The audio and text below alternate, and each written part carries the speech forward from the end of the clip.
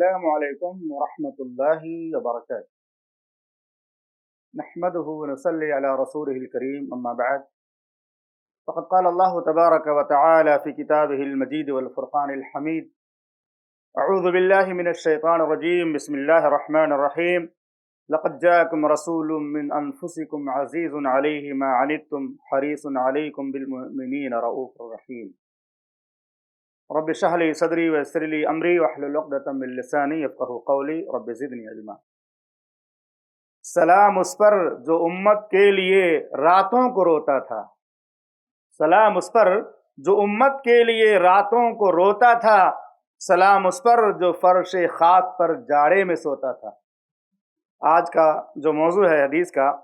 وہ ہے اپنی امت سے محمد رسول اللہ صلی اللہ علیہ وسلم کی محبت اور خیر خواہی کی ایک ایمان افروز مثال۔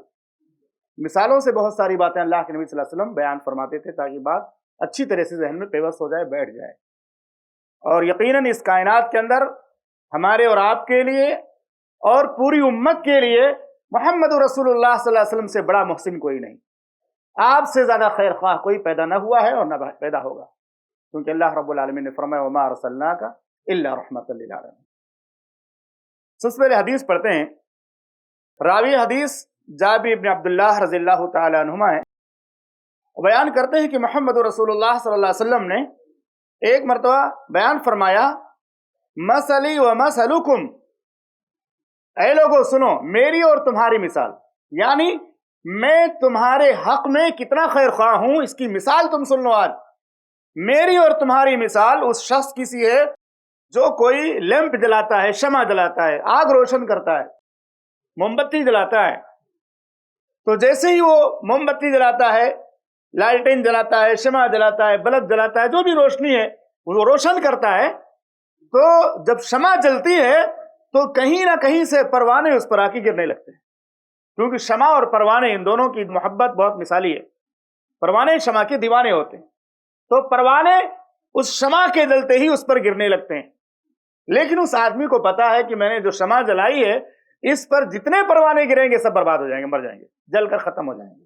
وہ آدمی شمع جلانے والا ان کو ہٹاتا ہے، بھگاتا ہے، ہٹو ہٹو، یہاں مت آؤ، یہاں مت آؤ، لیکن وہ ماننے والے کہاں ہیں؟ وہ تو شمع کے دیوانے پروانے ہوتے ہیں، اس پر گر کر کے اپنی جان قربان کر دیتے ہیں۔ اللہ کے نبی صلی اللہ علیہ وسلم نے فرمایا میری بھی مثال ایسے ہے جیسے وہ آدمی جو شمع جلاتا ہے اور پروانے گرتے ہیں اور پروانوں کو ہٹاتا ہے نا، اسی طرح سے دنیا اللہ نے تمہاری نظروں میں بڑی محبوب، بڑی دلکش اور دل فریب بنائی ہے،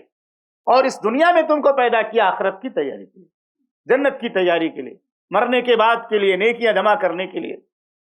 اور اس دنیا کی محبت میں تم کھول کر کے اپنی آخرت کو بھول جاتے ہو۔ اور میری حیثیت ایسی ہے کہ میں اسی آدمی کی طرح تمہاری کمر پکڑ کر کے جہنم سے کھینچ رہا ہوں، اپنی تعلیمات کے ذریعہ، اپنی احادیث کے ذریعہ، قرآن کی آیتوں کو پڑھ کے جو سناتا ہوں، ان تمام چیزوں کے ذریعہ اللہ کی بارگاہ میں دعا کر کے کہ کیسے بھی میری امت جہنم کی آگ سے بچ جائے۔ وَأَنَا آخِذٌ بِحُجَزِكُمْ، اللہ کے نبی صلی اللہ علیہ وسلم نے فرمایا جب وہ شمع جلتی ہے تو پروانے گرنے لگتے ہیں اور ان کو ہٹاتا ہے، ان کو بھگاتا ہے وہ آدمی،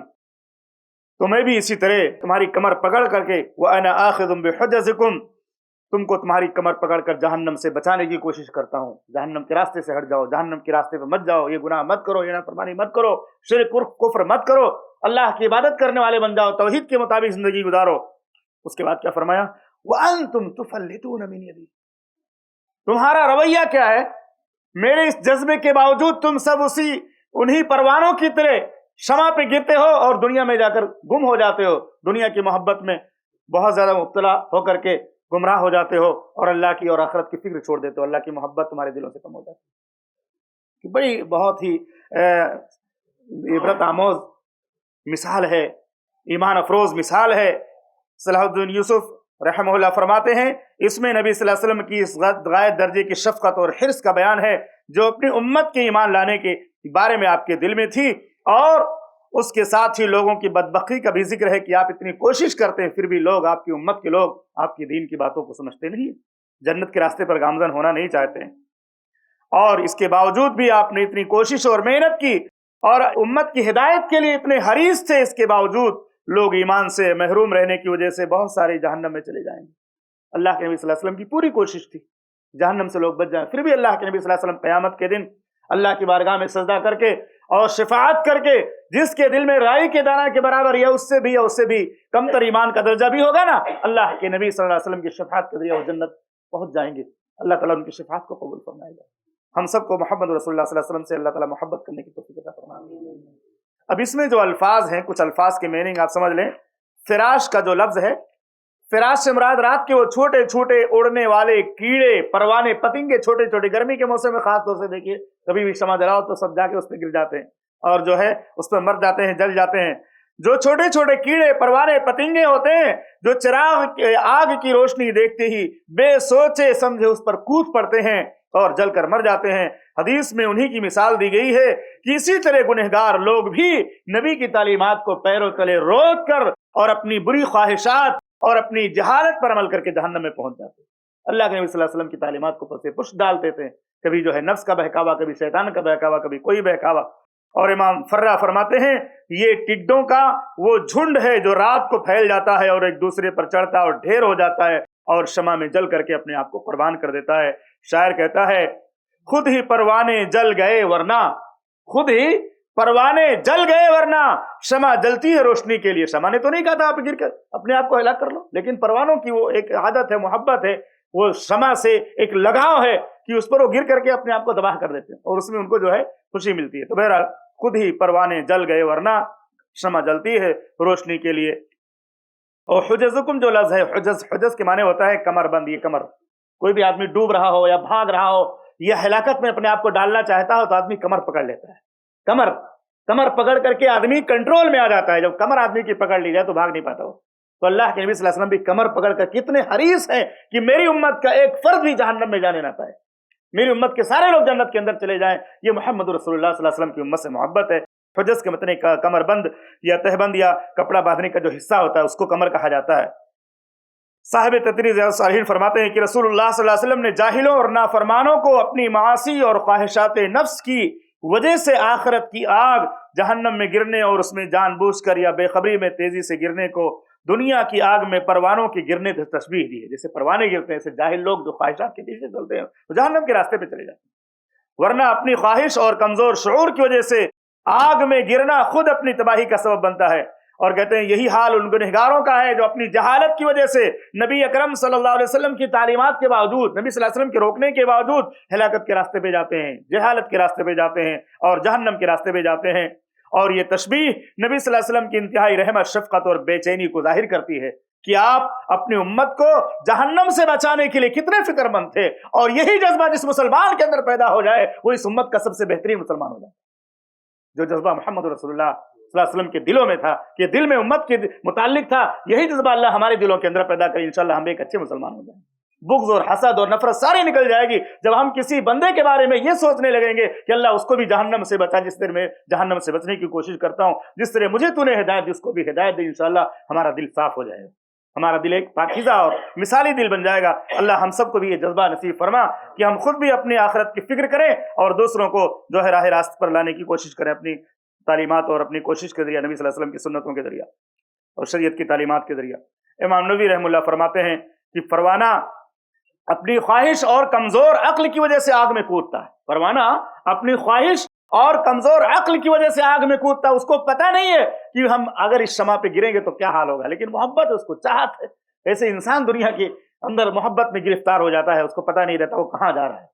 اور اسی طرح سے کہتے ہیں گنہگار بھی اپنی جہالت اور خواہش کی وجہ سے جہنم میں کود رہا ہوتا ہے، حالانکہ نبی صلی اللہ علیہ وسلم نے ان کی کمریں پکڑ کر جو ہے زور سے روکنے کا تذکرہ کیا کہ میں کمر پکڑ کر تم بچانے کی کوشش کرتا ہوں۔ تو ایک جاہل جو ہوتا ہے اپنی جہالت کی وجہ سے جہنم کے راستے پہ جاتا ہے۔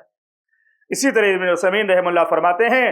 کہ نبی اکرم صلی اللہ علیہ وسلم کا اس امت پر بہت بڑا حق ہے کہ آپ کی عزت کی جائے، آپ پر درود و سلام بھیجا جائے، آپ سے محبت کی جائے، آپ کا نام ادب سے لیا جائے، آپ کی تعلیمات پر عمل کیا جائے۔ کیوں؟ اس لیے کہ محمد رسول اللہ صلی اللہ علیہ وسلم نے اس امت کو دین اور دنیا کے ہر طرح کے نقصان سے بچانے کی کوشش کی کہ ہماری امت دنیا میں بھی کامیاب ہو اور آخرت میں بھی کامیاب ہو۔ اللہ کے نبی صلی اللہ علیہ وسلم نے دعا سکھائی، قرآن میں بھی دعا موجود ہے، ربنا آتنا فی الدنیا حسنۃ وفی الآخرۃ حسنۃ وقنا عذاب النار۔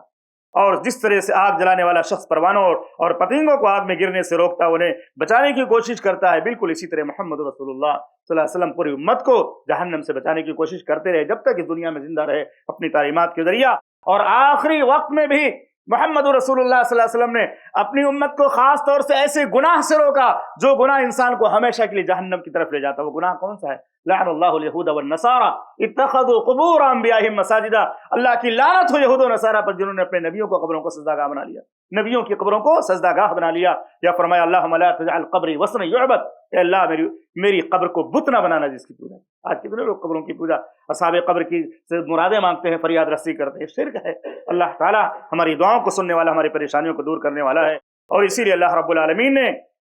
قرآن مجید میں محمد رسول اللہ صلی اللہ علیہ وسلم کی اس عظمت کا تذکرہ کیا ہے مختلف مقامات پہ۔ سورہ توبہ میں فرمایا لقد جاءکم رسول من انفسکم، بے شک تمہارے پاس ایک ایسے پیغمبر آ گئے ہیں، رسول من انفسکم، تمہارے میں سے، عزیز علیہ ما عنتم، تھوڑی سی بھی تمہیں کوئی تکلیف اور پریشانی ہوتی ہو پریشان ہو جاتے، عزیز علیہ ما عنتم، تمہاری تکلیف انہیں بہت گرا گزرتی ہے، تمہاری بھلائی کے لیے بے حد حریص ہیں، مومنوں پر نہایت شفقت اور رحم فرمانے والے ہیں۔ اس لیے ہماری ذمہ داری بنتی ہے کہ جہاں بھی نبی کی سنت کا تذکرہ ہو، نبی کی تعلیمات کا تذکرہ ہو، اپنی خواہشات کو کچل دیں، اپنے رسوم و رواج کو چھوڑ دیں، نبی صلی اللہ علیہ وسلم کی تعلیمات پر عمل کریں، اور نبی صلی اللہ علیہ وسلم کی سنت پہ اور نبی صلی اللہ علیہ وسلم کے راستے پر چلنے کی کوشش کریں، اور آپ صلی اللہ علیہ وسلم کی سیرت کو اور آپ کے اسوہ حسنہ کو مضبوطی سے تھامے رہیں، اسی کے مطابق زندگی گزاریں۔ اگر نبی صلی اللہ علیہ وسلم نے کسی چیز کے بارے میں فرما دیا اسے چھوڑ دو، تو ہمیں اس کو چھوڑ دینا ہے۔ یہ نہیں سوچنا ہے کہ اس کے چھوڑنے میں ہمارا نقصان ہے کہ فائدہ ہے، اس کے چھوڑنے میں نفس کو تکلیف ہوگی یا نفس کو آرام ملے گا۔ جب نبی نے کہا تو اس کو چھوڑ دو، کیونکہ نبی صلی اللہ علیہ وسلم کا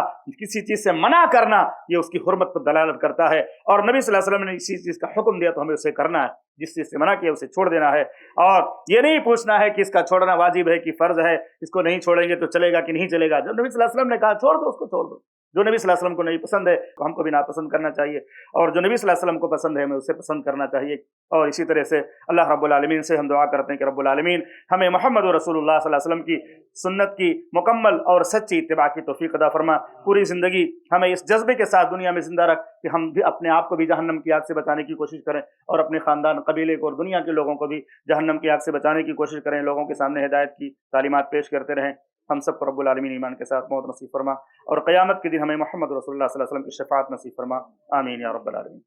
ایسے ہی فائدہ مند اسلامک ویڈیوز دیکھنے اور منہج سلف پر کتاب و سنت کی تعلیمات کو عام کرنے میں ہمارا تعاون کرے، تاکہ آپ کے لیے ذریعہ نجات، جنت کے حصول کا سبب، ساتھ ہی مال میں برکت و اضافے کا ذریعہ بھی بنے۔ آمین۔ جزاک اللہ خیرن۔